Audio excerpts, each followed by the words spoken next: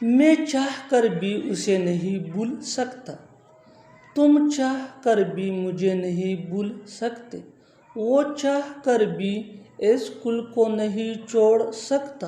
वो चाह कर भी तुम्हें कॉल नहीं कर सकता। इन जुमलों में हम बोल रहे हैं मैं चाह कर भी। इसके लिए आपको लिखना होगा इंग्लिश में even if I want to. I change भी हो सकता है। आइए कंप्लीट स्ट्रक्चर देखते हैं। I can't plus V1 plus object plus even if I want to. I change भी हो सकता है। आगे डिटेल से समझाता हूँ मिसालों से। मैं चाह कर भी उसे नहीं भूल सकता।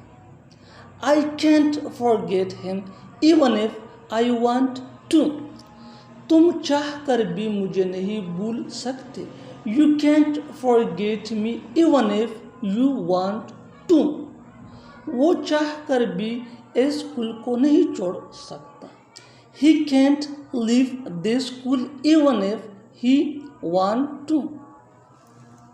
वो चाह कर भी तुम्हें कॉल नहीं कर सकता। He can't call you even if he wants to। और आखिर में ये सेंटेंस आपके लिए कमेंट सेशन में इसका जवाब ज़रूर देना। वो चाह कर भी तुम्हारी मदद नहीं कर सकता। वो चाह कर भी तुम्हारी मदद नहीं कर सकता।